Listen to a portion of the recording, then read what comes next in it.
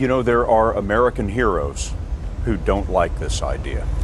Neil Armstrong, Gene Cernan have both testified against commercial spaceflight in the way that you're developing it, and I wonder what you think of that. I was very sad to see that, because those guys are, those guys are heroes of mine, so it's really tough. I wish they would come and visit and see the hardware that we're doing here. And I think that would change their mind. They inspired you to do this, didn't they? Yes. And to see them casting stones in your direction. It's difficult. Did you expect them to cheer you on? Certainly hoping they would. What are you trying to prove to them? What I'm trying to do is to make a significant difference in spaceflight and help make spaceflight accessible to almost anyone. One of the most difficult choices I've ever faced in life was in 2008. I think I had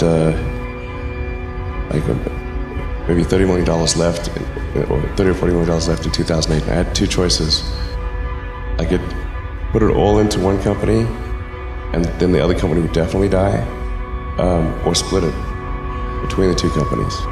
But if I split it between the two companies, then both might die. When you put your blood, sweat, and tears into creating something, or building something, it's like a child. And so it's like, which one am I going to let one starve to death? I couldn't bring myself to do it, so I split the money between the two. Fortunately, thank goodness, they both came through. What was your biggest failure, and how did it change you? Well, there's a ton of failures along the way, that's for sure.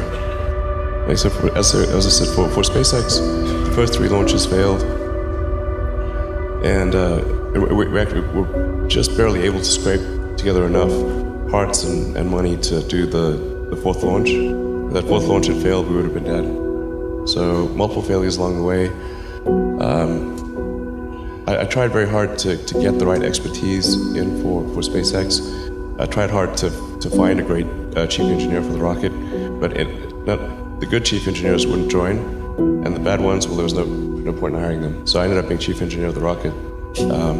So if I could have found somebody better, then we would have maybe had less than 3 failures.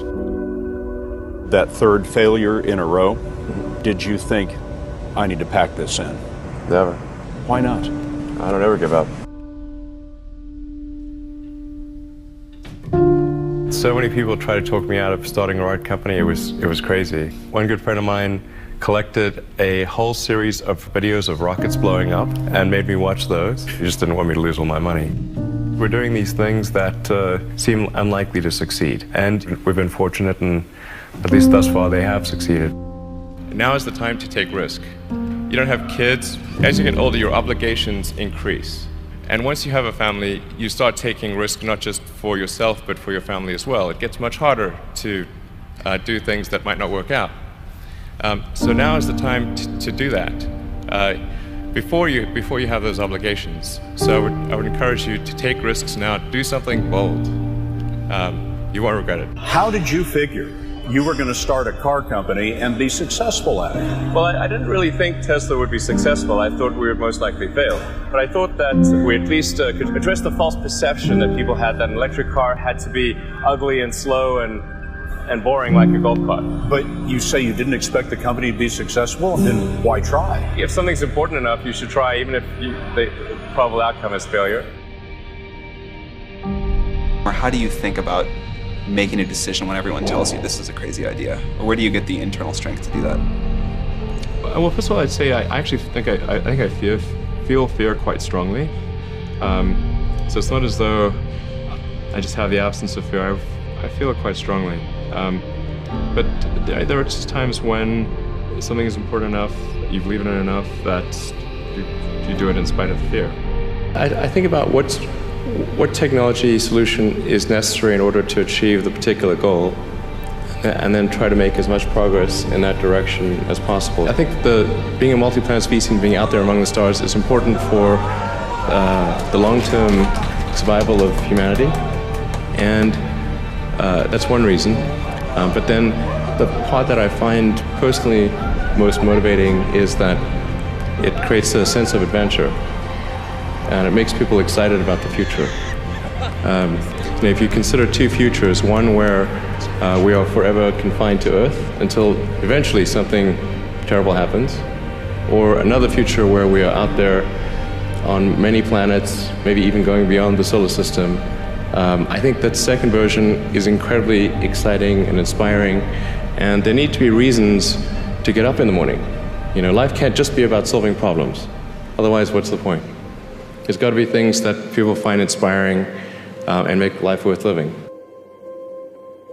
When my brother and I were starting our first company, instead of getting an apartment, we just rented a small office and we slept on the couch. And we showered at the YMCA, and we're so hot up we had one computer, so the website was up during the day, and I was coding at night, 7 days a week, all the time. And I sort of briefly had a girlfriend in that period, and in order to be with me, she had to sleep in the office. So work hard, like every waking hour. That's the thing I would say particularly if you're starting a company. Whatever area that you get into, given that even if you're the best, there's always a chance of failure. So I think it's important that you really like whatever you're doing. If you don't like it, life is too short. If you like what you're doing, you think about it even when you're not working. It's something that your mind is drawn to. And if you don't like it, you just really can't make it work, I think.